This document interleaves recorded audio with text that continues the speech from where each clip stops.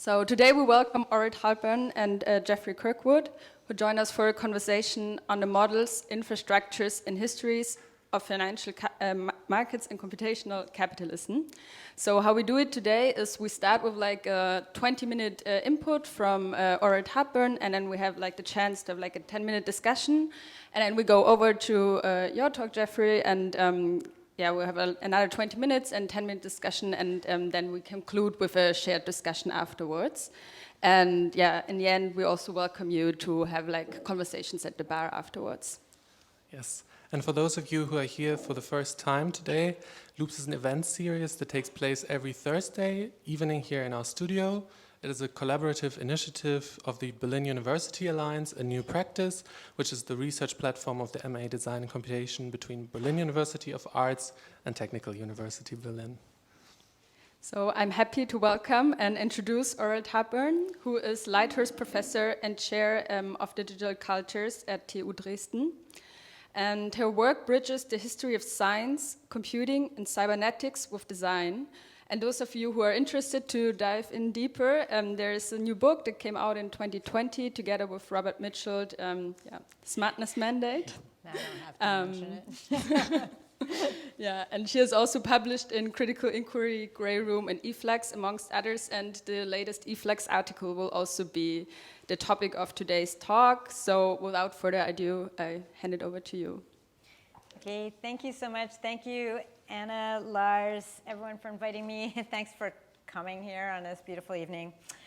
So I sort of changed this talk at the last minute, so it's going to be a little bit of a combo, but I think it sort of addresses some of the questions that for me, as someone who tries to bridge actually as well between design engineering and history of science, there's both difficulties about how we move between epistemology to kind of the materialities and of actual design practices, as well as the place that things like aesthetics play in systems like finance. So today, to think about that, I'm just going to open with the first, but with an image of the virtual trading floor of the New York Stock Exchange. So in 1997, the Securities Industry Automation Corporation approached the architecture firm Asymptote Architecture, Lisa Ann Couture and Hani Rashid, with a request.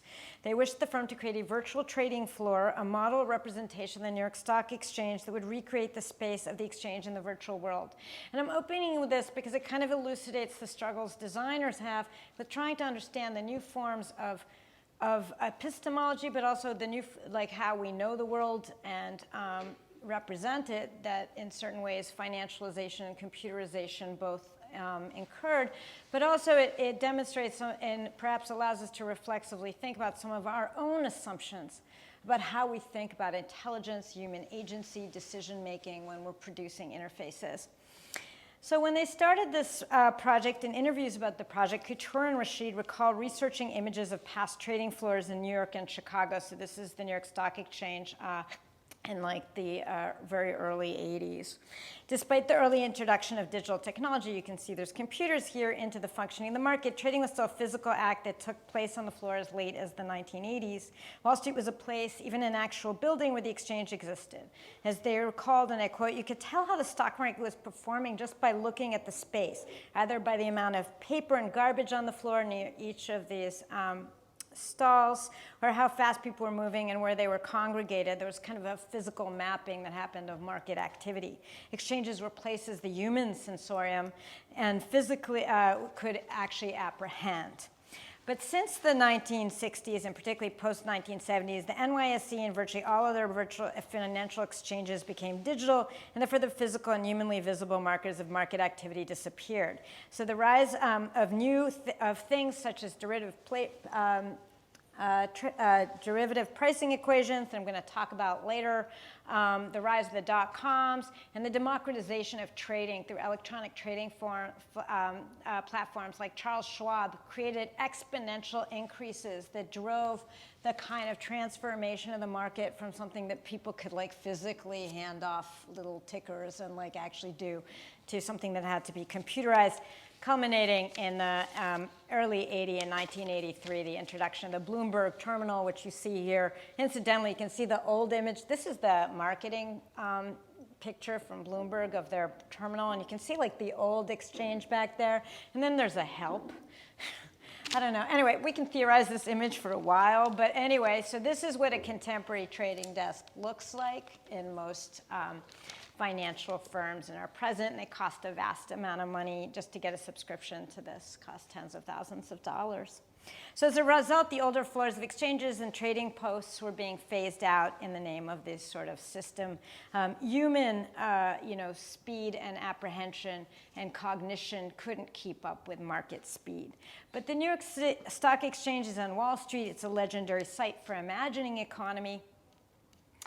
And in turn, the New York Stock Exchange wanted something that still kind of could create a space for the market, something that, but at the same time, they needed a new interface and trading platform that would match the emerging digital economy of the late 1990s and the new infrastructure of the internet, but one that might continue to invoke the older history of Wall Street as the world's preeminent exchange for securities, because also the Wall Street itself was facing serious challenges through the emergence of global markets. So there were started to be many exchanges that were competing with the NYSE.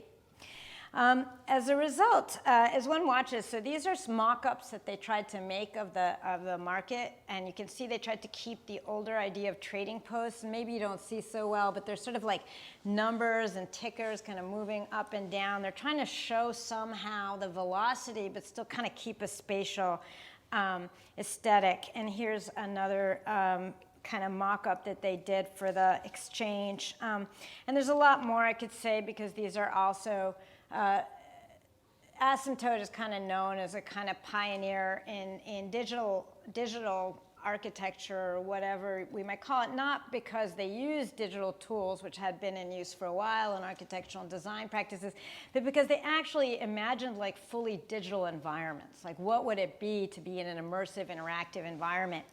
And as we watch these traders made to model the virtual, one witnesses a lot of things. First, the effort perhaps to reconcile cinematic with kind of interactive perception. The pieces show a choppy amalgamation between first-person shooter games, establishing shots, regular fly-throughs, and tunneling. The project appears to vacillate between efforts to allow us a Cartesian or kind of diagrammatic representation so that we know what's happening in the whole market, kind of an omniscient feeling, while at the same time sort of being immersed inside market information, as in this image, where we're not really sure. Above all, the takeaway image, if you see the kind of comprehensive, these are a series of mock-ups they did.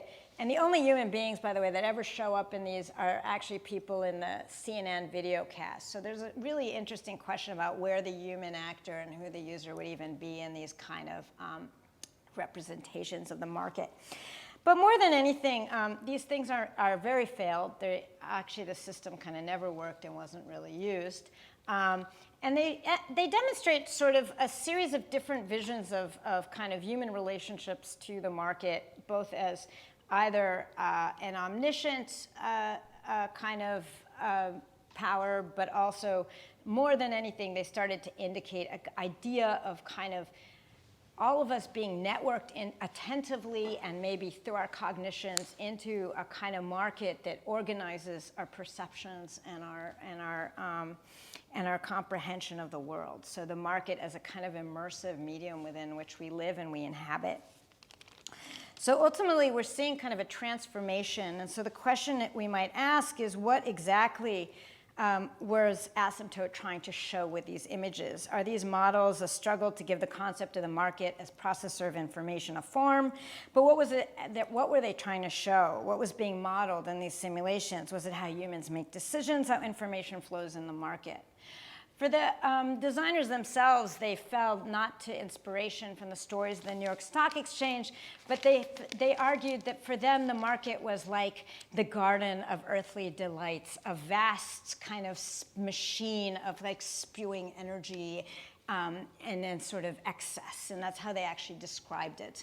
And what they're actually describing in many ways is the sense of the market as perhaps something either divine or kind of exceeding human capacity and its kind of determination and impossibility, right, to represent. So the questions, of course, of what type of market they were actually representing brings me to the much more less aesthetically pleasing and boring part of this talk, where we're actually going to have a series of provocations about what it is that Asymptote was kind of being forced to design around. And in fact, broader issues about how decision-making, human cognition, and perception was being transformed in the course, particularly in this talk, post-World War II, but specifically culminating in the 70s and 80s. And I'm really interested in a kind of transformation in how we came to imagine intelligence as fundamentally networked. And this is also something with implications for how we think about artificial intelligence. I'm not going to talk about the relationship between finance and AI today, but many of the individuals who played a key part in developing imaginaries of the market as an information processor and as a networked intelligence that could coordinate all of our kind of very limited perspectives were also critical in the imaginary and also construction of neural network technologies. And you can ask me about that. But to contemplate this burning, this garden of speculative delights, I'm calling it, I'm going to flip now to far less, well, he had an aesthetic. I have to give Fisher Black that. A really famous quote from 1986 from an article that's groundbreaking titled Noise Trading, and where Fisher Black says, noise in the sense of a large number of small events is often a causal factor much more powerful than large events. Noise makes trading in financial markets possible and thus allows us to observe prices for financial assets. We are forced to act largely in the dark. One of the founders of contemporary finance made a rather surprising announcement. This is coming like from the horse's mouth, you know, like these are kind of the lions of finance. Said that bad data, incomplete information, wrong decisions, excess data, and fake news all make arbitrage possible. In the famous article Noise Trading, Black posited that we trade and profit from misinformation and information overload. This is my favorite demonstration of like uncertainty, unpredictably, and random walks, which are all part of these equations. These are the only bouncing bubbles I could find, so just keep that in your head. Assuming a large number of small events networked together are far more powerful than a large-scale planned event, so it's really important for these individuals. The idea is that we can't really fully predict futures, so we have to find ways to manage uncertainty. The vision of the market here was not one of Cartesian mastery, and again, think about the images I just showed you, or fully informed decision makers. Noise is the very infrastructure for value.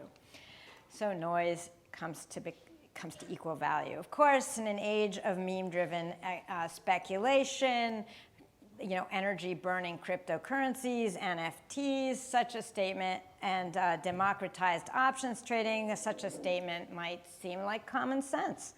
Even natural. Does anyone, after all, really think a cryptocurrency named as a joke for a small dog or an almost bankrupt mall-based game retailer is intrinsically worth anything? Of course they do, actually. To bring in Alan Greenspan, our favorite guy, who apparently will feature in the next talk, irrational exuberance, to quote Alan's Federal Reserve Board Chairman Alan Greenspan in the late 1990s on the dot-com boom, might be the term, but Greenspan has gotten it wrong on one point. Irrational exuberance is not market failure, but market success. For Black, who was a student of Marvin Minsky and also invented the world's preeminent trading instrument that I will discuss later, but in the meantime, you'll just keep getting to watch this really banal equation that has had a disproportionate influence on inequity and violence on this world. Irrationality was not an exception, but the norm, the very foundation for contemporary markets. Noise, Black argued, is the result of human subjectivity in systems with too much data to really process. Noise is also, and not coincidentally, the language of mathematical theories of communication.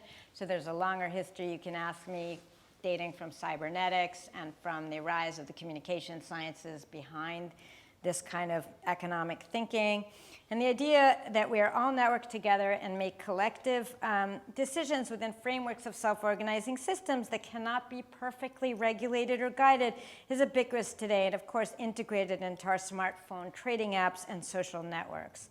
Furthermore, we've come to believe that human judgment is flawed, and that this is not a problem, but a very frontier for social networks and artificial intelligence. So this is just another famous cognitive behavioral economist telling us that noise is fundamental to human judgment. So reason is noisy, irrational, artificial, fake. These are kind of my provocations. What is it?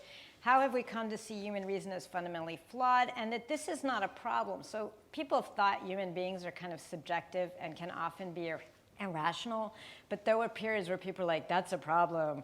We need like experts at RAND to like deal with people's chance that they'll just like fire a nuclear weapon or something. But now it's actually not seen as a problem, but actually a technical opportunity, right? This is where machines can step in and augment our noisy minds, an economic frontier, and even a political virtue, right? We have this whole thing that we don't like people in ivory, at least in the US, we don't like people in ivory towers who think too hard. But that's a different issue, but related one. So to kind of elaborate this, the options pricing model that Black and his colleagues, Myron Scholes, exemplifies a broader problem for economists of finance, but it also kind of embodies a far more and far older history of thinking about what markets do, mainly make decisions out of flawed human decision-making. So this idea that human judgment is flawed or corrupt and that markets could neither be regulated or fully predicted has long been central to the automation and computerization of financial exchanges. And again, I bring you back to like thinking about how people are trying to represent our virtual trading floor, even the current Bloomberg kind of terminals, where you kind of really see this embodiment beginning to be of how human beings need to be networked together into markets through computation. So throughout the middle of the 20th century, this idea, now it might seem obvious to us that this would be so, but I would like to say that in 1945, when Friedrich Hayek introduced this idea, it was quite shocking, and most people were Keynesian and thought state planning would work and actually didn't like these ideas at all. So we should really question the kind of fantasy of, well, not question, but just understand that ideas of collectivities, network decision-making, the forms of artificial intelligence embodied in things like machine learning through neural networks and layered and statistical layers with nets are all historically specific, contingent, and contested ideas about intelligence.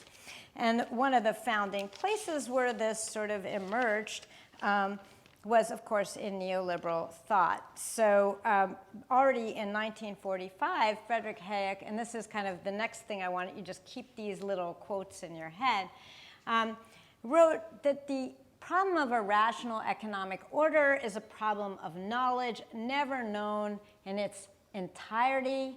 So it's an economic problem of society, is a problem of data, and it is a problem of the utilization of knowledge not given to any one person in totality. So none of us know everything in a market. None of us are perfect decision makers, according to Hayek. Human beings, Hayek believed, were subjective, incapable of reason, and fundamentally limited in their attention and cognitive capacities. Now, there's a couple really, really critical elements that we might take apart. There's a lot to be said about this statement and also its context within as a response to both totalitarian and fascism and to communism, and you can ask me about that. But the three things I want you to take home from this kind of statement, and I don't want to say that Hayek is the only guy saying this. He's a symptom. He's both representative and a productive of certain notions of economy as the market as fundamentally capable of organizing human decision making in the only or the best way. So there's a couple comments about this statement that are historically specific to reimagining what a market is. The first is information coordination. So markets in this are about coordinating information and also processing information, not matching supply and demand. So markets are processors of information.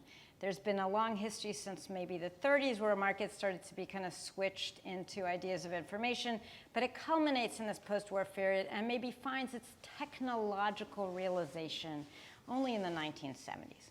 Second, This is a model of network decision making. Sorry these are so small, but I guess they're all over. So a model of learning and using knowledge is grounded in the idea of a networked intelligence embodied in the market. So the market takes on a new kind of meta-intelligence. So this idea that all of us can be networked together like little agents into a big intelligence, and that intelligence makes better decisions than any of us could individually. And finally, there's a concept of environmental intelligence. Markets can allow the creation of knowledge outside of and beyond the purview of individual humans.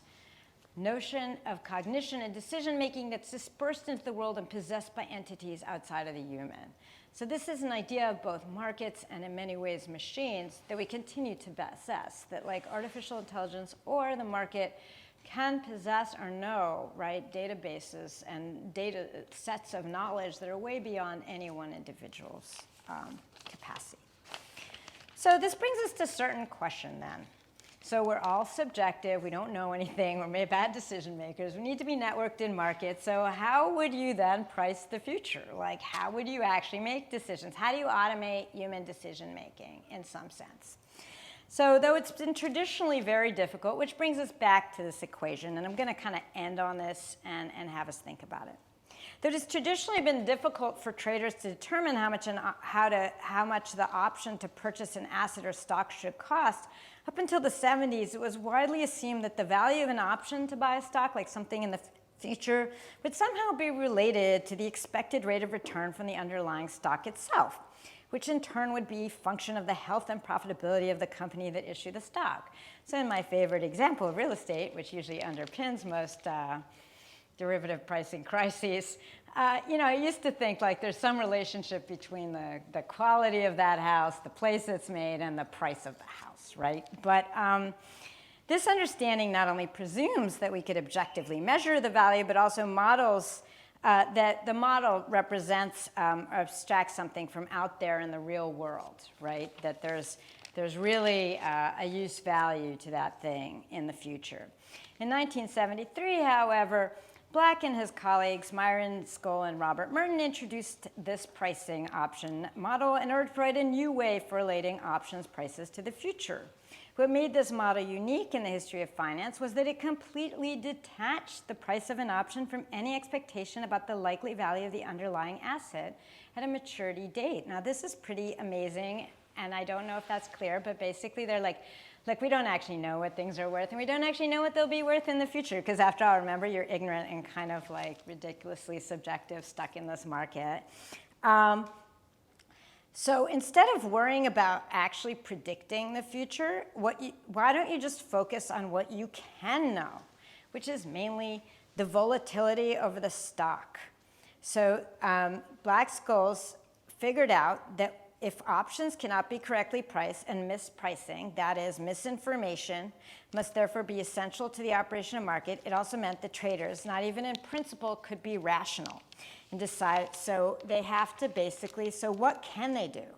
So in thinking that, they argued that stocks probably act more like random thermodynamic motions of particles in water than proxies or representations of some underlying economic reality.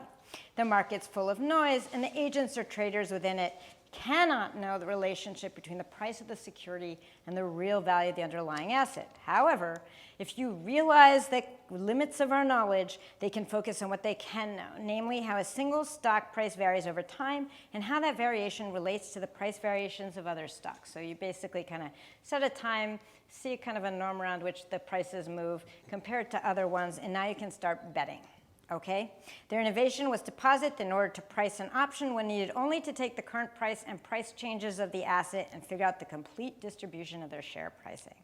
Within weeks of the article's publication, this is also an equation you can't do without computers. Numerous corporations were offering software for such pricing equations. This was in part consequence that the model joined communication and information theories with computing, resulting in the kind of ubiquitous computing that has emerged. since the 1970s. So an entire industry, the financial markets of today, was born from this innovation now and its new understanding of noise. And derivative markets have grown massively since, about 25% per year over the last 25 years, to now exceed the world's GDP 20 times, which is only possible because they, of course, bet on the future. So we're already selling and trading the futures of the present. And of course, this comes with a geopolitical and political economic kind of undertone, which is as these equations and prices have risen, we've also seen how inequity rising exponentially since the 80s. There's also a deeply repressed geopolitical history behind these innovations in finance. The derivative pricing equation emerged on the heels of the end of Bretton Woods, post-civil rights backlash in the United States, decolonization, and the OPEC oil crisis, to name a few of the major global transformations that took place in the time. The Black-Scholes model can therefore be seen as an attempt to tame or circumvent extreme volatility in politics, currency, and commodity markets. So people increasingly were like, I can't tell what's going to happen. Due to decolonization, there might be like, I can't access that mine. I can't know what the energy prices are going to be. So we need to find ways to mitigate and manage and disperse those risks through new financial technologies and also institutions that came with these technologies. So the emergence or the broad-scale emergence of hedge funds were created in order to literally hedge bets, to ensure that risks were reallocated, decentralized, and networks. Derivative pricing instruments emerged specifically to deal with volatility and inflation from events such as the OPEC oil crisis. Corporations, governments, and financiers flocked to these techniques of uncertainty management in the face of seemingly unknowable, unnameable, and again, that constant question of uncertainty. The impossibility of prediction, the subjective nature of human decision-making, and the electronic network of global media systems all became infrastructures for new forms of betting on volatility and the political economic struggles of the days. So this leaves us with some sort of questions, I guess. So if we take this history, or this really rapid fly-through of both design and financial histories, we come to understand from thinking within these equations, which is itself, I think, a methodological practice, that futures are noisy, distributed, automated, uncertain, dark, relational, volatile, irrational, and false. It brings us back to our question of earthly delights and divinity. And it poses certain questions about how do we represent markets and how do we engage with them in a manner that takes down the determinism and the seeming inexorability both of neoliberalism but also kind of markets as sort of emerging divine will. And today, again, I do think there's also a strong resonance between the rise of these ideas and also the rise of computational technologies not talked about here, like artificial intelligence, that also participate in ideas of networked intelligence making and automating human decision making as well at scale, as well as kind of inexorability or determinism, so technological determinism that kind of sometimes gets fed through how we represent and think about markets. And in terms of resisting or thinking about this as other ways, I want to remind everyone this whole fantasy of network decision-making and these technologies were built on ideas that at the time were politically impossible. Milton Friedman is a great guy to learn from, even though I say that with a real grain of salt and lots of issues, said, only a crisis, actual perceived, produces real change. When that crisis comes, the actions that are taken depend on the ideas that are lying around. That, I believe, is our basic function. To develop alternatives to existing policies, to keep them alive and available until the politically impossible becomes the politically inevitable.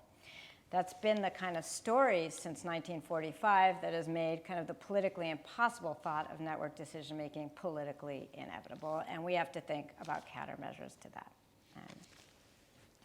So thank you. I think our time is up. Thank you very much. Probably could keep on listening forever, but maybe now is a good time for some questions, and then, of course, this allows us to continue the conversation further. So, are there already questions in the room? Okay, maybe I get this started then. So what I found interesting that you put this picture of like the market is noisy and also as like opposition to like controlled or determined, and we can never know like as individuals what's going on. And I know that like in your eFlux article, you kind of connected this to this neoliberal understanding of freedom, from like free from state control and free to participate in the market. And I wonder what you think the political implications are of that understanding of freedom for us.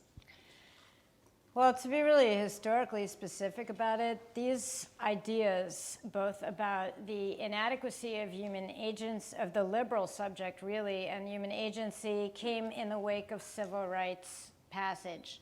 So suddenly the idea that we couldn't plan, and I'm not saying, and I don't want to be overly deterministic, like a lot of things came together by accident also, but there's clearly a symbiosis between the fact that these ideas emerged of managing uncertainty and managing the future through finance, as well as the idea that increasingly freedom would not come through the state or through things like civil rights that were instead replaced by financialization as a conduit to freedom. And I think that's a radically important, and of course within the racial warfare of the United States, a critical racial question, but also sexual. I mean, women's rights, queer rights, all these efforts to gain legal and kind of juridical power become erased beneath this kind of version of networked freedom. And freedom to only participate in the network is the only route. And furthermore, and I couldn't elaborate enough in such a short presentation, the amazing idea that you couldn't fully predict the future being the grounds that you couldn't plan it also made things like affirmative action, like the kind of willed decision to integrate, say, a university or something with a particular set of, with, let's say, BIPOC or some underrepresented group, becomes a violation of freedom, right? So any willed action by the state or a higher power becomes a kind of attack on supposedly freedom. However, I do caution us, or maybe this is something we really have to contend with.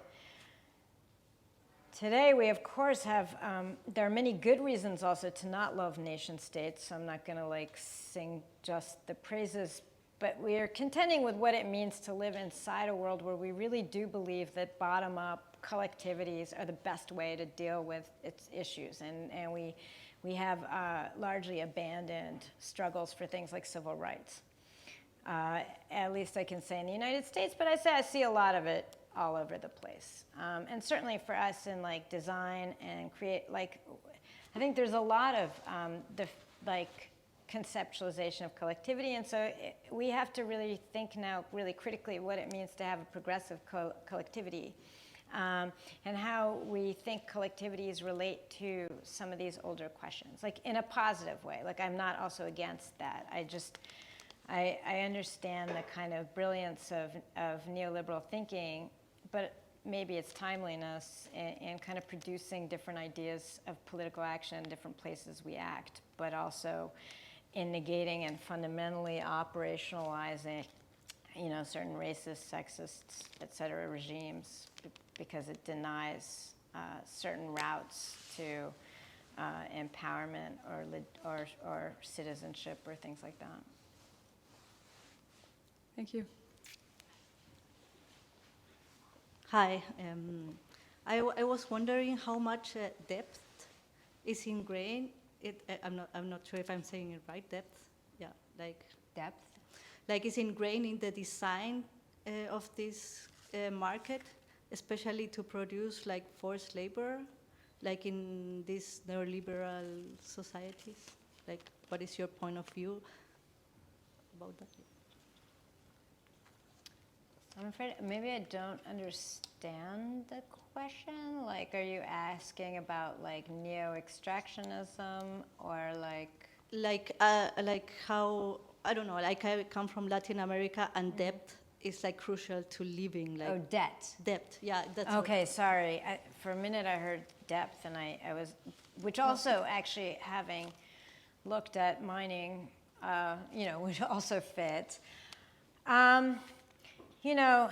Debt is a difficult question, and I guess there's an issue of like, do you take it like David Graeber does, where you say like debt is also something we all owe each other and could be something collectively harnessed, or do we understand debt as an issue around limiting freedom? There's no question that these financial technologies, and continue to, I have to say, like, I was going to talk a little bit. So aside from what was labeled the third world debt crisis in the 1980s, today we're seeing the incredible reemergence of things like sovereign wealth funds, the largest one by now being China at $2 trillion, that are building these huge economic, for example, the new Silk Road.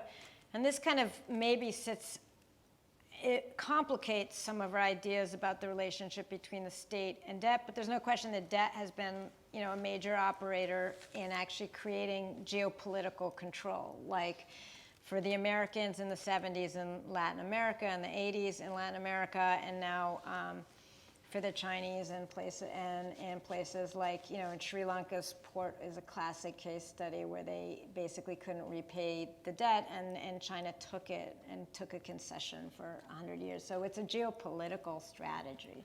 I agree with that. And obviously these funds are fundamentally grounded in producing kind of capital into the future through things like credit debt swaps, so the subprime mortgage being the vision of it. But the question is, are the instruments fundamentally tied to this sort of relationship, or are there other ways to use them? So for example, for the most part, I strongly concur that these are mechanisms for entrapping and getting assets from people into the market and dispossession. I mean, there's no question. But I also, in US bond markets, for example, like Houston, a lot of people have started new financial instruments for really innovative financing to get, for example, to create new types of valuation so that poor neighborhoods, because if you just look at property value, for example, in a city in a hurricane, the property value of the richest people is the one that's most injured, because even if 1,000 poor people's houses get washed off, they're not worth anything according to valuations. So certain American cities, for example, have been trying to create a different calculus for their bonds, that where certain neighborhoods or reconstruction is valued into the structure of the selling of the bond. So there's a lot of interest in insurance programs that are now done around maintaining, for example, coral reefs or things like that, where people are allocated. So I guess the question really is whether these instruments can be used for anything else, or whether they're fundamentally always locked into this kind of particular history of American empire, and now Chinese and who knows else empires, or whether so that's kind of a thing people are struggling with in terms of can there be a progressive finance, or is it, we can't use finance at all? I don't know if that answers anything, but I don't have it. I mean, the easy answer is to say it all sucks, but debt also helps us do things. Without bets on the future, we couldn't build a house, we couldn't build an infrastructure, we couldn't build anything. So we are kind of in a place where there's always some speculation. Thank you. Maybe you have time for one more question, and maybe we save this one up for a shared discussion.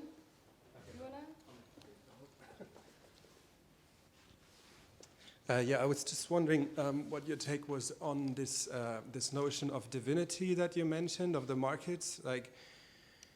What do you think is actually is it a divine thing, or is it situational? How far is it a kind of anthropology, the economy? And you mentioned subjectivity. I mean, I think my main question is, what do you imagine the market Is it a free-floating water bubble with a dynamic, or is there a container?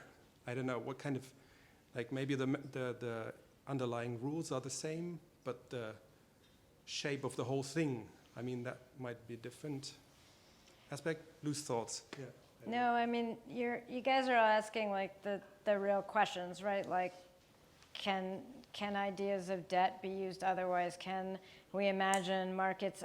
This is one of the reasons I showed I think there's a really critical place to the aesthetics of how we represent and engage people with markets and build interfaces to market activity, because they fundamentally naturalize ideas of the market. So the idea of the market as divine, of course, has a pretty long history from Adam Smith, at least in Western cultures.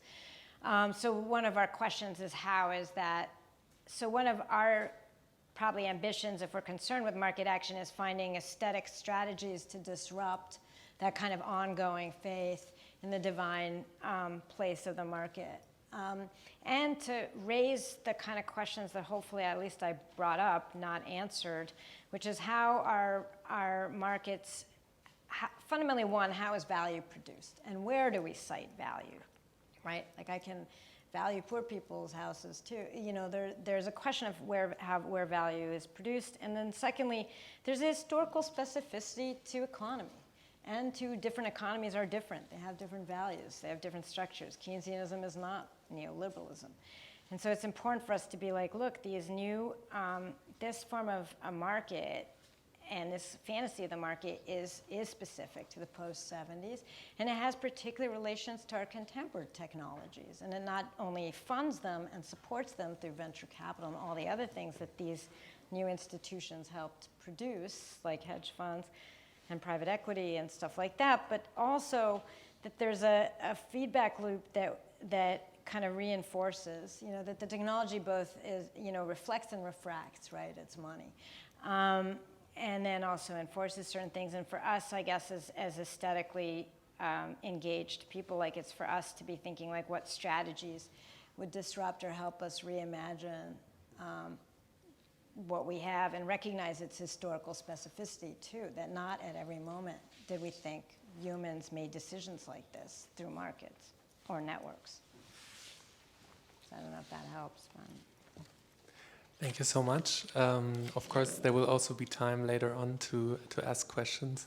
But now I have the pleasure of introducing Jeffrey Kirkwood, who is Associate Professor in the Department of Art History at Binghamton University and currently a Senior Fellow in the enormous research project, The New Real, Past, Present and Future of Computation and the Ecologicalization of Cultural Techniques at Bauhaus University in Weimar. Jeffrey is the author of Endless Intervals, Cinema, Psychology and Semiotechnics around 1900, published in 2020, and where he argues that cinema engineered an entirely new model of the psyche, laying the technological and philosophical groundwork for the digital world. And in his talk today, Jeffrey considers this digital world through its inefficiency, revealing the counterintuitive relationship between work and value underlying today's computational capitalism and financial markets. By moving past industrial-era concepts such as pursuit of ever greater efficiency that are ill-equipped to capture the financial logic of current computational tools, Jeffrey opens, and I cite from a paper in Critical Inquiry, a possible horizon of critique that is not dependent on assuming a limitless extension of older industrial modes of exploitation. Please take it away. Great. Thank you, and thank you for having us both here. So really, and I don't know, can everyone hear me? Okay. Hearing Orit's talk, I'm now like, wow, it will seem as if we planned this, as if we orchestrated this in advance, but this is absolutely fortuitous. There was no like prior discussion, but it is interesting that many of the things that Orit talked about play a central role, including Alan Greenspan. And I apologize in advance if you have AI and GPT exhaustion, me too, but you're just gonna have to bear with me because we're gonna talk about GPT. So the headlines of many financial publications at the end of April this year reported yet another realm of human activity that generative pre-trained transformers, or GPTs, were simply destined to obliterate. For once, though, such anxieties arrived without sparking even a hint of melancholy, for me at least. As research papers argue, GPT-3 and later GPT-4 were able to elucidate the most boring imaginable area of human knowledge, namely the language of central banks. And there had been fears, there were a lot of articles earlier in the year as well about how JP Morgan, for instance, was banning the use of GPTs in-house because traders, people who were working at JP Morgan were using it, were basically writing in and adding to the proprietary database for OpenAI information that was supposed to be secret, so that it became a part of the general model, so that if you were using like ChatGPT, you'd be like, what does JP Morgan think about, like the pricing futures for commodities, the Chicago Commodities Exchange? It'd be like, well, it's interesting that you asked. So this isn't the only area where finance and GPT intersect, but the claim repeated in publications was that GPT-3 had been set to the task of clarifying the implied direction of Federal Reserve announcements with enough certainty that it could predict which way it would move markets.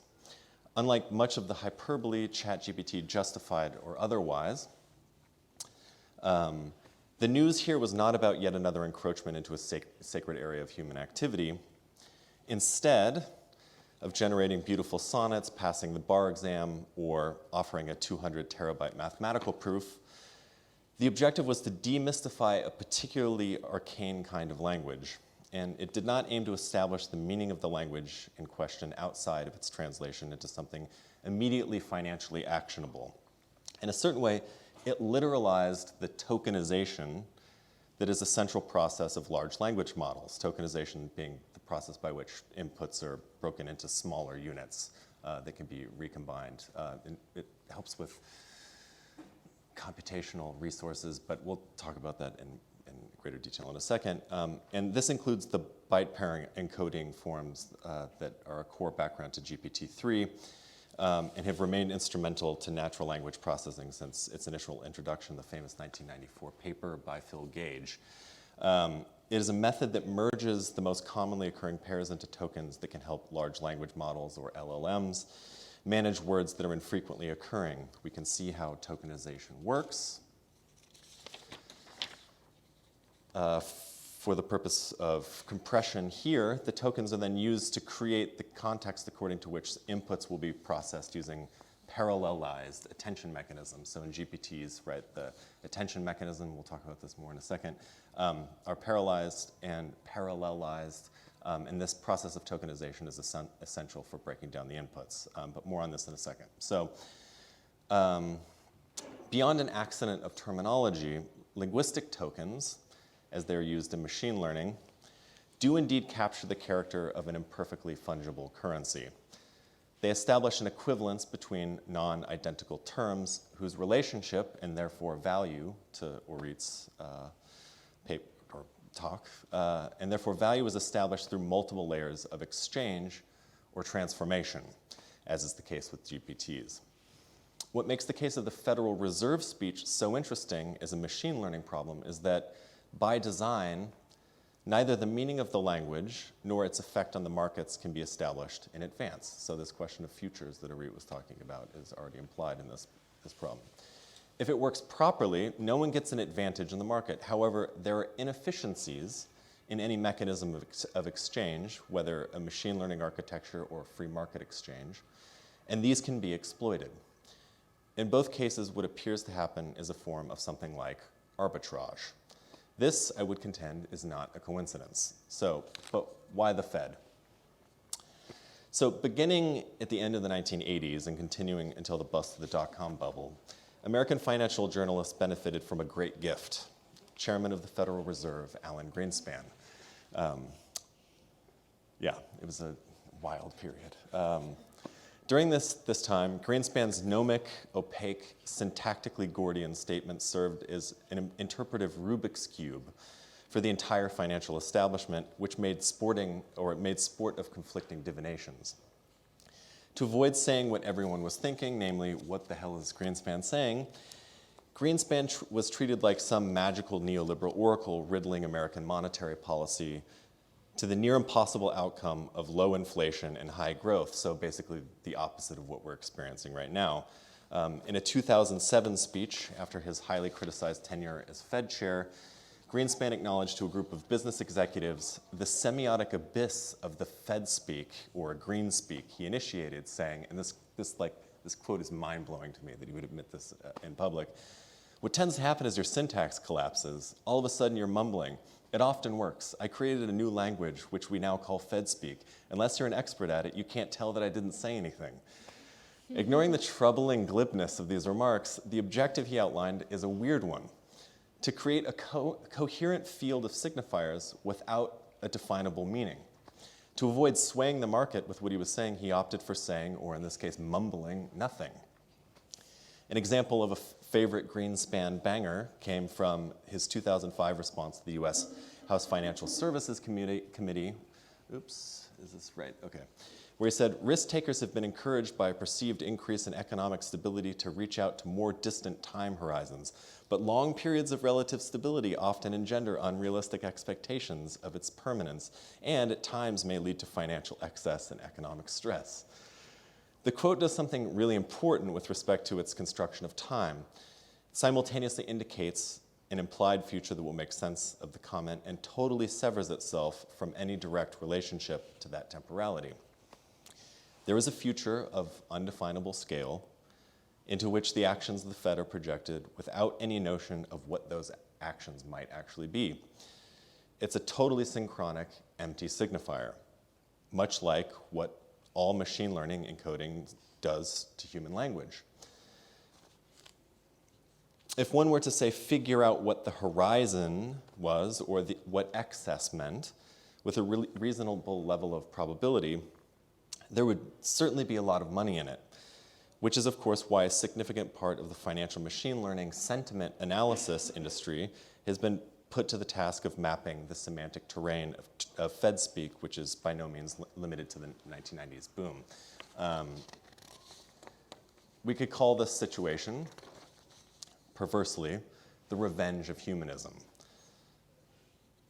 So it's beyond dispute, and of course, if you're talking about computation, meaning, and semiotics, it's impossible for me not to include a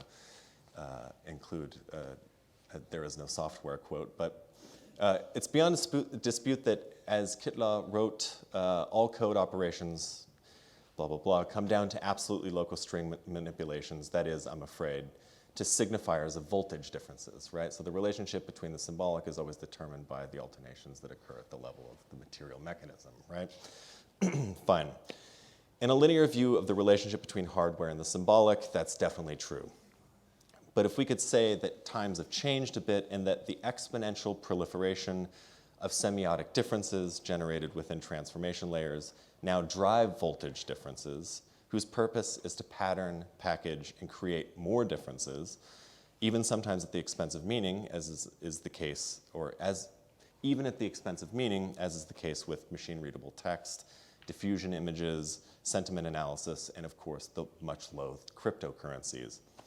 So it's a negative feedback loop of symbols reinserted into the real that generate an overabundance of symbols that are transformed and reinserted into the real that we now commonly call market sentiment data, scraped from sources like the once great but now totally destroyed fire hose of the Twitter API. Thank you again to Elon Musk. This is, to distort Gregory Bateson, differences that make too many differences. All of that compute, all of that processing power put to work on manufacturing symbolic distinctions that will be processed and fed back into language models that will detect new, totally meaningless, but soon to be world-defining distinctions. This is not limited to the financial realm, but merely defined by its logic. And if we take, for instance, the recent court case brought against Getty Images, the tyrant of digital stock photography, against Stability AI, the firm behind the popular art image generating software Stable Diffusion, we get a sense for the warped shape of the symbolic's new relationship to the real and the sheerly deranged nature of any argument for informational efficiency. Getty, which has ruthlessly acquired storehouses of copyrighted photographs and charged for their use like an internet-era shakedown artist, claims with good reason that Stability AI scraped images from the web and unlawfully copied and processed millions of images protected by copyright for training data.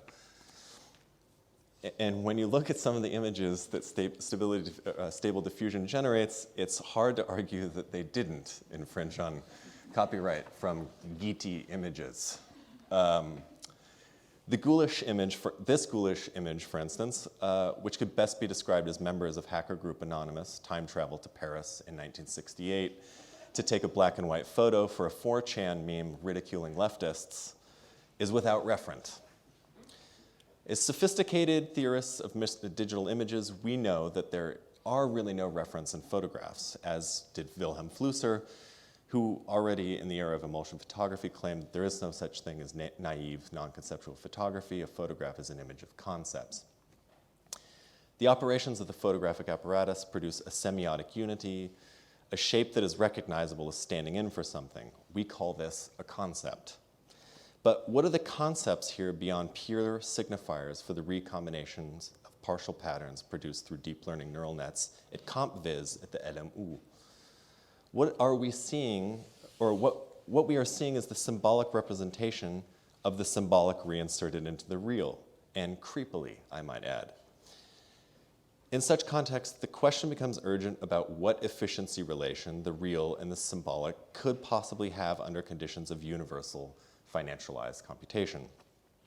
I would claim that the principles of work and value, and with them work and meaning, have been fully turned upside down. There's a surfeit of differences that no longer signify for anything but the computational work done to produce them, and the source of the machinations can be found in the symbolic. Okay, but I would be remiss if I were to abandon Alan Greenspan too early. So we have to return to the initial point of departure, and Greenspan approves. His mode of digressive jargonization has become more than obnoxious idiosyncrasy of one highly visible economic figure. It has evolved into a comfortable template for the messaging of central banks.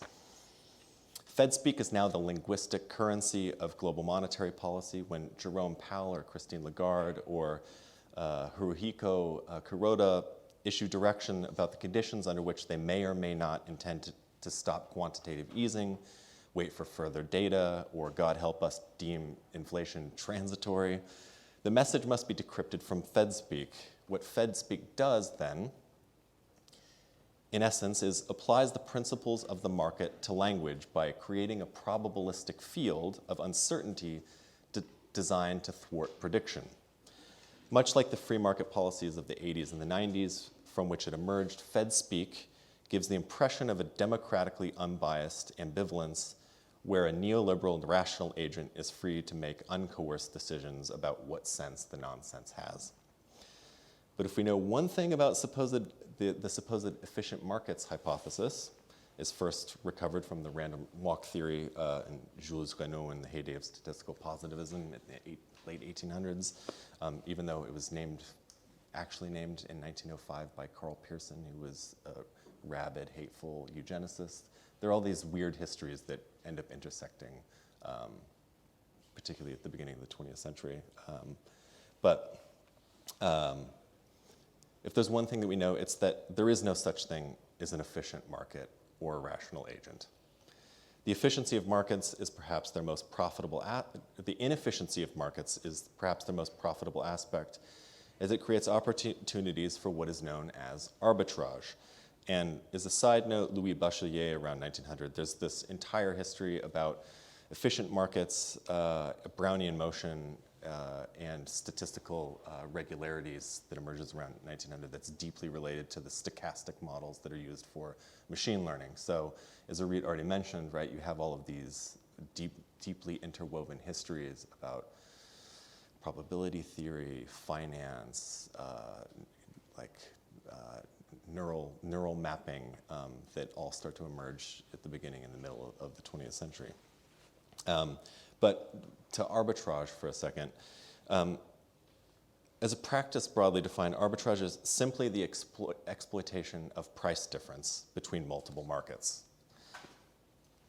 This can occur between various stock exchanges in which an equity is listed, convertible bonds, price differences in acquisition mergers, differences in online crypto exchanges, and on and on and on.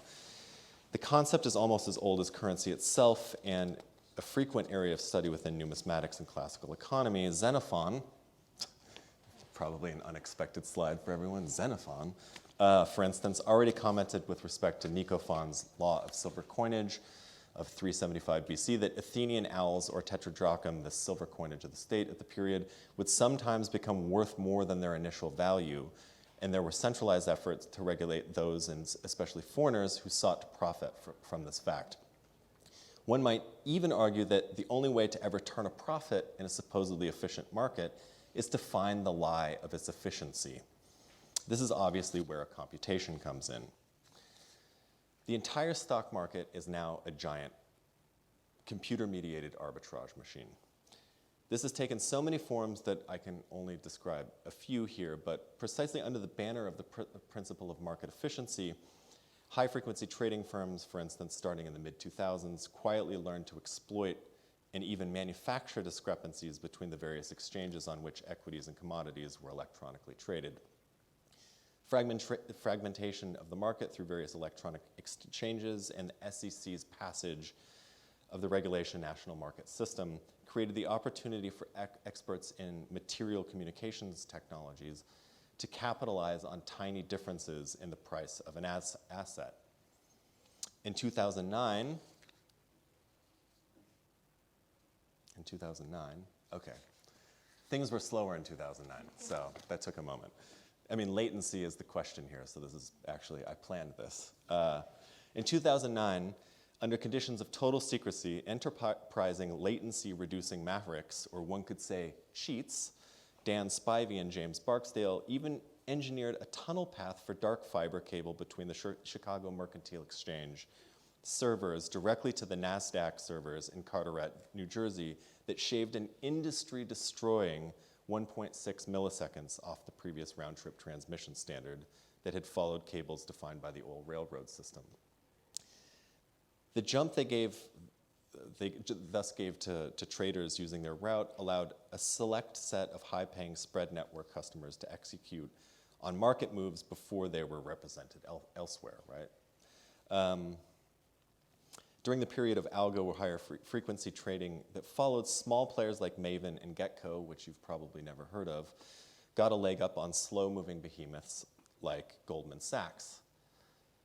By maniacally ensuring ever closer proximity to the servers, often fighting over position within a shared room provided for their machines, right? Like, so how close were you to the outgoing cable within the room, right? There were intense battles between these firms.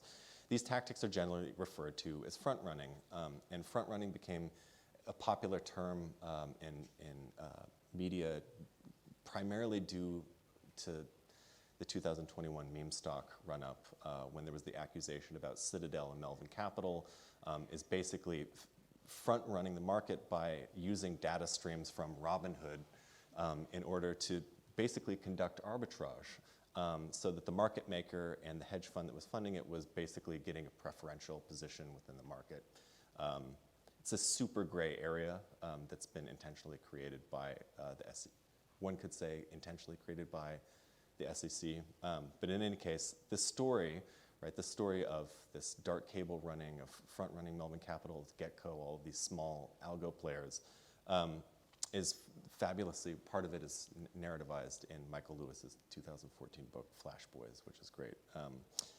And with it, oft-repeated notions about how high-frequency trading functions, the way that these stories are constructed often obscures something essential about how arbitrage works and why it's important for considerations about what language and meaning is in a computationally financialized system.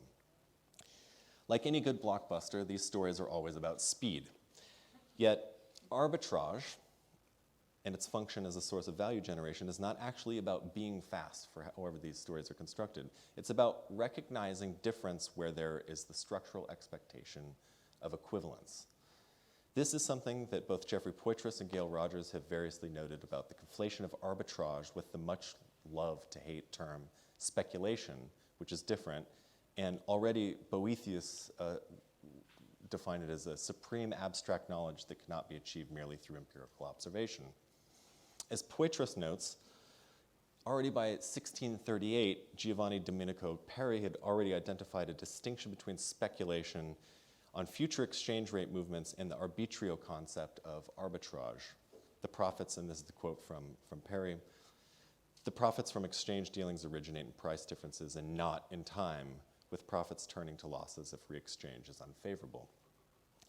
The same holds true in the era of the nanosecond trade. If there is no inefficiency in the market, there is no opportunity for arbitrage. This is what makes transformer architectures, right, the basis of GPTs, so powerful for finance. For all of its speed, time is not the relevant factor. An analysis of various machine learning and human expert methods for evaluating the implied sentiment of Federal Open Market Committee meetings, and Lundgaard Hansen and Sophia Kazanik found that GPT-3 was uniquely capable of classifying statements from dovish to hawkish. Dovish meaning lower interest rates and hawkish meaning higher interest rates, given subsequent Fed decisions. And here we see the respective distributions and also the classification of certain statements from in a spectrum from dovish to hawkish. So the entire model was trained on a massive Wall Street Journal data set and the subword tokens that provided the context for the processing, while taken from financial language, are not in and of themselves meaningful in much the same way that Greenspeak maintained its indeterminacy. This ambivalence is reinforced at the hardware level, with parallel processing coming to dominate calculation-intensive but CPU-light functions since the commercial introduction of NVIDIA's GeForce GPU in 1999. Without going into too much detail for time's sake, much of the GPT revolution is attributable to GPUs and application-specific integrated circuits, or ASICs, talent for breaking down computationally intensive problems into smaller problems that can be processed by thousands of cores simultaneously and in parallel. This momentous turn is financial by its very nature, and the shift to attention that accompanied the famous 2017 Google paper, "Attention is all you need." You hear, humanities professors love to cite this paper. It's the touchstone basically for the move to the GPTs that is basically fueling every news cycle now. But this is, by its very nature, financial. So the authors, of which there are many, write that instead of performing a single attention function, we found it beneficial to linearly project the queries. On each of these projected versions of queries, keys, and values, we then perform the attention function in parallel, yielding DV dimension output values. These are concatenated and once again projected, resulting in the final values, right? So the importance of the attention function is that it becomes parallelized. And the ability of GPT to generate so many differences on which their powers are built are essentially an arbitrage of language, constituting the world as imperfect equivalencies which they can then profit from. When all processes become parallel, the incentive becomes the production and exploitation of differences. And along the way, all areas of human meaning-making become instruments of finance. And that's all I got. So, thank you. Yeah.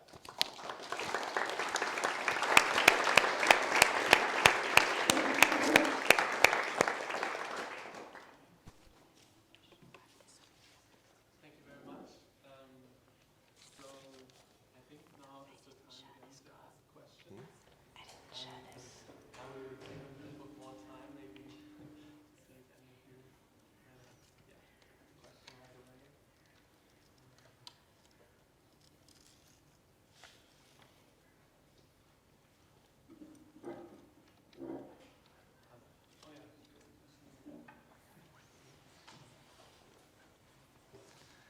Hi, so thank you so much for the talk. The question is actually just to understand the last idea that was just brought up, the arbitrage of language.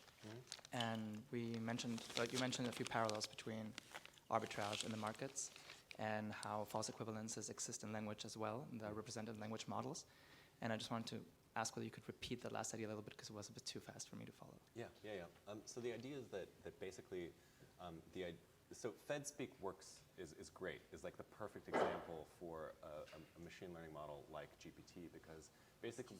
When you look to the side, you don't hear it. Okay. Well, then I'm gonna take this little troll doll and hold it next to my mouth. Yeah, you're welcome. So what's great about FedSpeak is that that it creates an intentional ambivalence. It's a structural ambivalence for the market. And what that emphasizes in this prediction methodology, like this, that setting GPT to the task of trying to figure out what FedSpeak is about, demonstrates how basically the search for differences, the ability to generate content and also to become financially profitable, to generate original text, for instance, from large language models, from training sets, right, is ultimately like a process of arbitrage, where from the expectation of equivalence, right, you produce differences, right? And this is ultimately how a transformer architecture works, right, is to produce novel content from training sets that is different in some way, right, that's novel in some way, right? So the idea is that when, and I mean, there's also the additional idea that parallel processing is an idea of artificial equivalence, right, where you break something down into mutual parts that allow it to process faster. But the claim that I'm making is that the expectation of neutrality in language, right, of something means something, is exploited through the use of generative pre-trained transformers, right? And that becomes, this is like a classic old financial, because like the idea of a token is something is substitutable or fungible for something else. You can exchange, the token for some particle of language, right? And by creating inefficiencies or inequalities within the system of exchange, right, that's supposed to be ideally seamless, you generate value. So I'm trying to say like the value model of GPTs, of machine learning models that deal with language is not actually about, or it's about creating more differences, right? And creating more differences is a form of arbitrage, or exploiting the creation of more differences is a form of arbitrage. There's also like a longer history about finance stochastic models and sorry, I'm forgetting the last one, which is neuroscience. Yeah.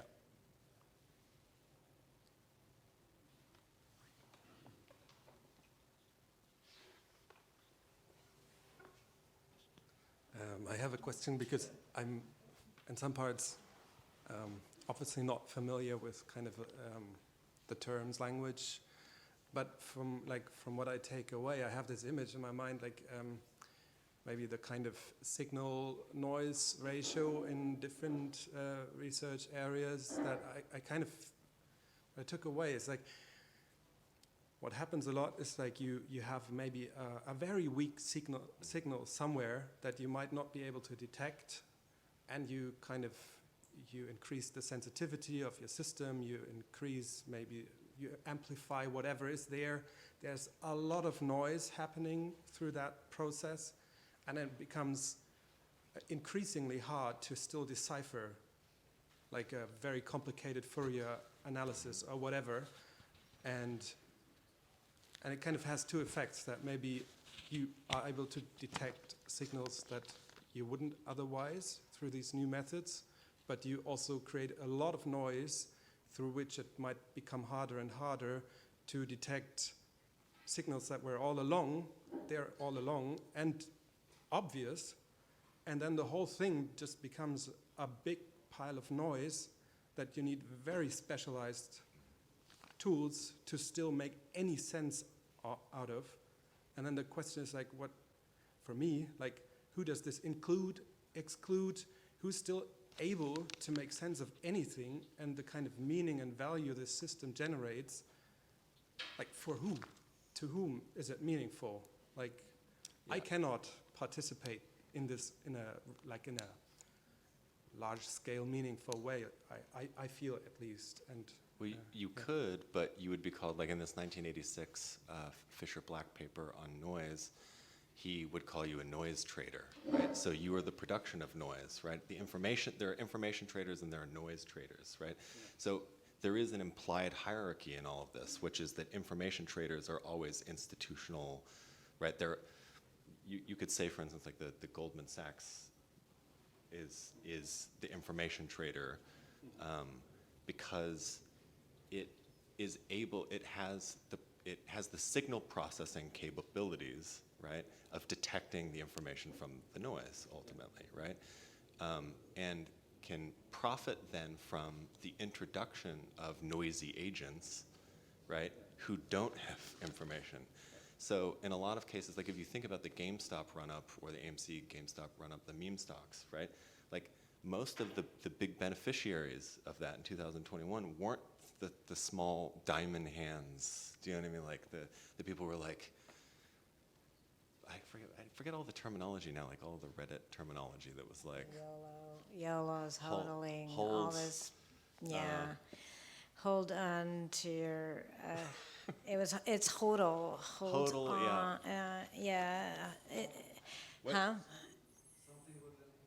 Yeah, it's hodl and YOLOing with your options, which is kind of like. Wow, I really hope holding on to this has to be edited out. What we're doing right now. Yeah, right.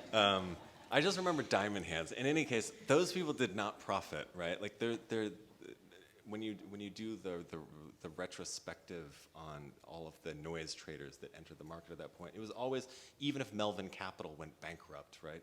Nevertheless, institutional traders were the big beneficiaries because they were able to detect this, use basically signal processing in order to differentiate the signal from the noise, and because they determined the parameters for the sensitivity. Could I actually ask you a question? I kind of bought it up until the end, and I guess I kind of am following your question. So following the debt question, I absolutely believe, I had a quote I didn't share, if options are correctly priced in the market, it should not be possible to make sure profits. This is kind of the underlying idea. But following the debt model, one of the things, of course, that markets do is the inverse is also make things that are not equivalent. So they took people with bad debts, they gave them loans, and they leveraged that by combining those loans with people with like really good or a lot of assets, and therefore creating a little package so that all these things looked like one thing with a grade of A, but actually, and here you're profiting on difference, but almost in like the reverse way. You're actually pretending there's no structural inequity, and you're saying, everyone gets a loan, except the poor people get a loan at a very high percentage and are highly vulnerable to the loss of their home when 2008 happens, so they're basically dispossessed, and you've created a financial instrument. And so I constantly see where difference is being bet on. That's what markets do. They extract, as do all things. Like, supply chains work on the fact that people don't get paid the same in all the same countries. I mean, this is one of the things.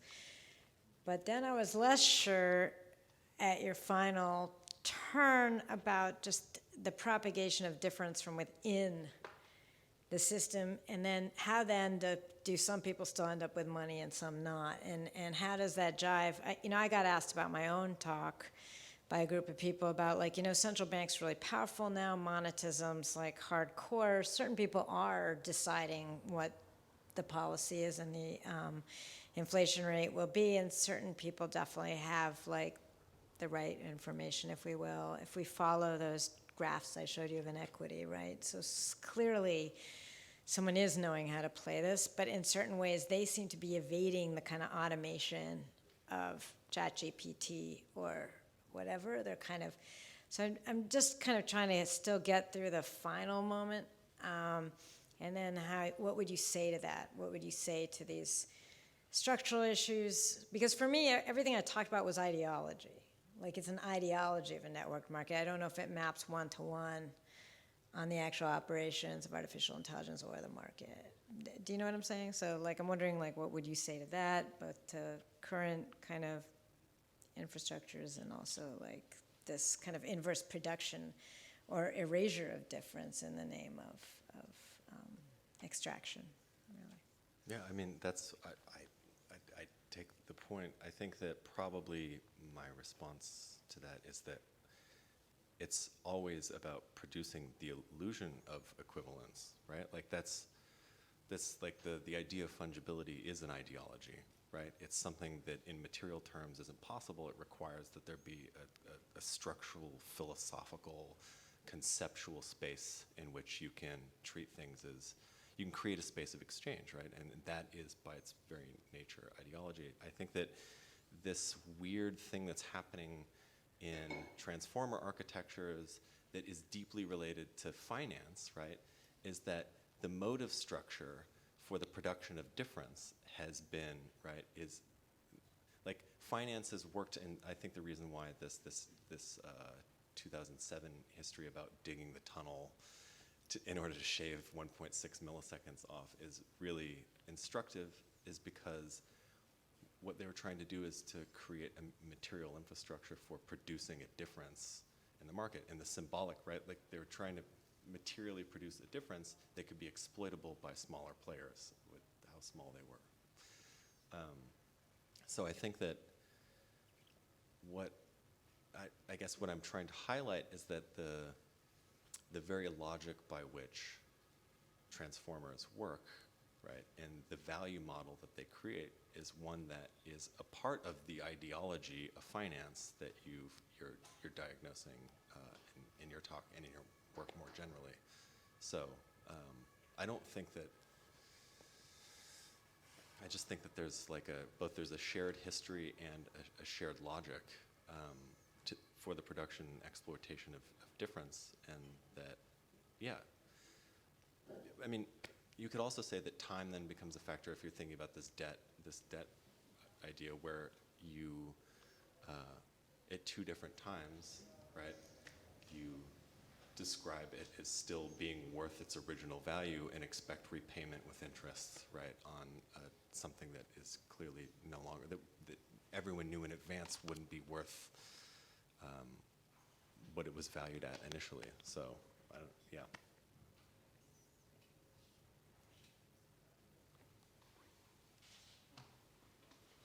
I can just ask that, right? My question is with regard to this. It's okay. Use it. Yeah. Oh, for this group. My question is with regard to this wonderful parallel you drew between this idea of Fed speak and how kind of the opaqueness of language is used to prevent any unnecessary influences on market projections, et cetera. When you were talking about that, it really made me think of the way any, at least American politician, answers any question during debates, which is they don't really ever say anything, actually. They just kind of mumble out some platitudes and say generalized accepted statements. My question for you is, do you think that the kind of this absorption of seemingly non-speak and this absorption of Fed speak, as you called it, in a political context can be translated through these similar transformer models in order to predict political trends that therefore also affect and are affected by financial aspects of the market? Or do you see that as like a totally unrealistic scenario, or maybe just outside of your area of expertise? I mean, you have to think, right, that there is an entire industry, like politically, like there's a heavily financed industry that's dedicated precisely to this, right? That to detecting, you know, or like highly coded biases in language use. But of course, like then there are all these questions about intentionality, right? And to what extent there is any intention. Whether, like, what it is exactly you're detecting when you're able to, for instance, make a probabilistically significant detection of market moves. Like, of course, the Fed is different because the Fed already knows what they're going to do, right? And they have to produce something that is coherent, that describes their meeting, for instance. in a way that gives some indication about the possible spectrum of future actions, right? But they don't want to influence the market. And I imagine that, like, I just can't imagine politicians ever being that coherent. Do you know what I mean? There is the whole science. I put up the David Kahneman for a minute, but I put up David Kahneman for a minute on noise and human flaws, behavioral economics, and like, God, there's a whole branch of science now that has heavily impacted marketing, business, like lots of things, that is based exactly on assuming that people don't know what they say, and we can actually predict things by figuring out precisely the kind of mumbling or the side glitches or the, you know, like it's a major industry, for good or for bad.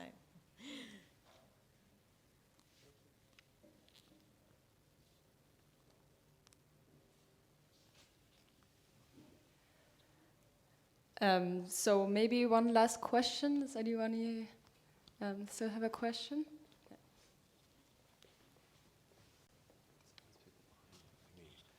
Yeah, it's you know, listening to all this, I missed part of the first talk. It's almost like one has the impression is this a new theory of a logos that is like sort of language, yeah? And we're embedded in this, and then there's this gibberishness which is on top of it all, and then we try to make sense out of it. So, and how can we sort of like cut ourselves out of this to sort of produce any sort of intelligence about it? So how do we? There's this sort of like incredible self-referentiality in all these approaches, and I wonder how much they empower us, you know, to find sort of ways to cope or to find ways to sort of address this. I mean, of course, I mean it's kind of, I mean, it's like in some ways we can say the meaning's over, so the humanities are over, and let's go on. Yeah. So we're doing humanities on top of like non-capable humanities because they're just anyways feeding the stuff. Yeah. So anything, do you have like some sort of like an idea of hope in all this, and that is kind of like not sort of like making us jump out of the window in some sort of like endless, you know, sort of bubble of, it's for us, you know, as academics or artists and people involved in this fruitful business of, you know, humanities / the art / science, and the interaction between all of these. So what to do? Quickly asked. Well, I just assume that people leave the windows open during my talks for that reason. So, but I find, I don't know, I find the ability of people in the humanities to process and conceptualize the dynamics of large systems and how they impact the production of human meaning as something that's deeply, that makes me deeply optimistic, right? That there's this like powerful collective incentive for people to discuss, come to terms with, and organize, right, around understanding difficult things like transformer architectures or high-frequency trading, or right. And I think that this is ultimately, I don't know, that's sort of the only space that I would carve out for optimism. Otherwise, it's just sort of like detailing the script on the headstone in a certain way. It's like already been written, but I don't know. I don't know if you have a darker or a less. No, less I'm actually grim. I'm a pessimistic optimist, and you know, I don't think things are great, and I don't forget history. But I think actually, first, as we've said many times, these are models. And models make worlds, but our job is to create other ones. And that model of language is a very limited and not actually the one that we use, most of us, in everyday life. It's not how I am relating to you right now. I mean, there are a million places where we do not subscribe to basically the mathematical. I mean, this goes back to an older communication theory that separated meaning from information, and fundamentally always saw, you know, language as a statistical frequency and stuff like that. So for me, these are even tools we can use as social diagnosis. I mean, they show you norms.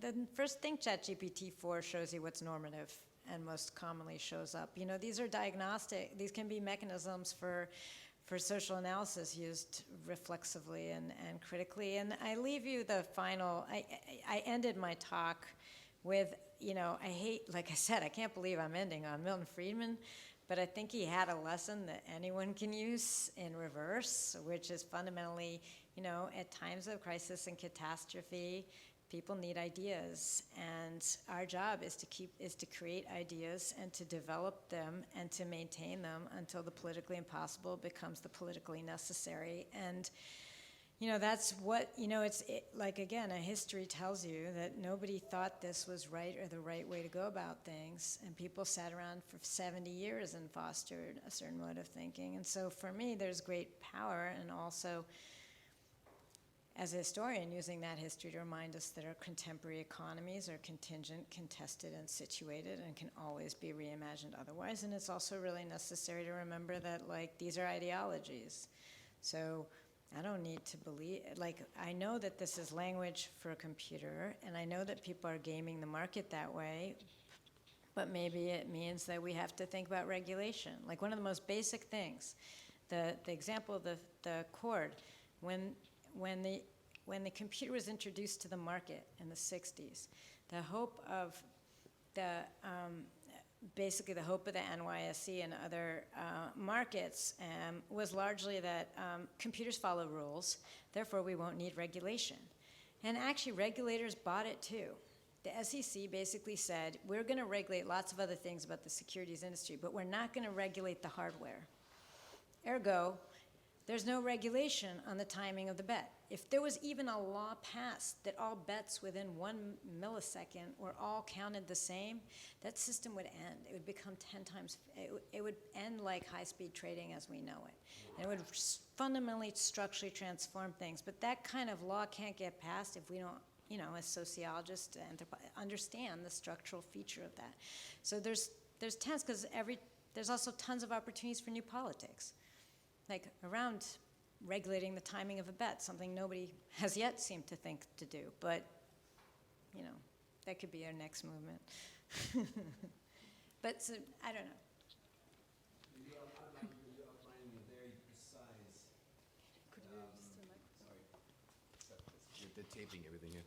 I mean, none of it's easy. You're outlining a very, very precise and sort of in some way very technically literate form of translation.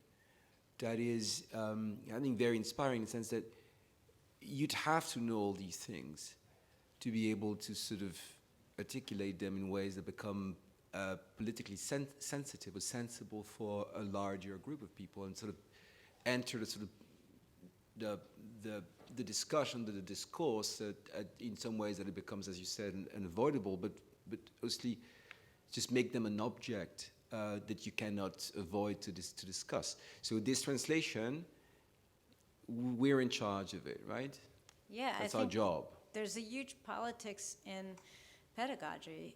I mean, and I think that's actually, I'm not going to go off now on civil rights and public education, although I feel strongly about it, but, or I will go off. But yeah, actually it's a major site of political action that often gets left aside in the other actions, that there's actually a real mandate to create new forms of fluency and engagement, and that's a pedagogical war or battle. So thank you so much. Was a great closing statement also on the call to regulatories, maybe. I want to thank you all for this discussion today, and especially to our speakers, Orit Halpern and Jeff Kirkwood.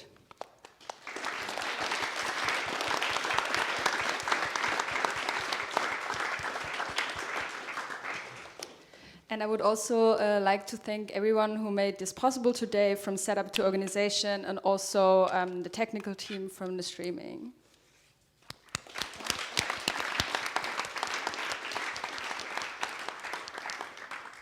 Yes, and the next Loops event will take place next Thursday, same time, with Suyu Sin and Jens Turovsky, who will join us for a screening with video installation and a shared talk on their collaboration between geoscience and art.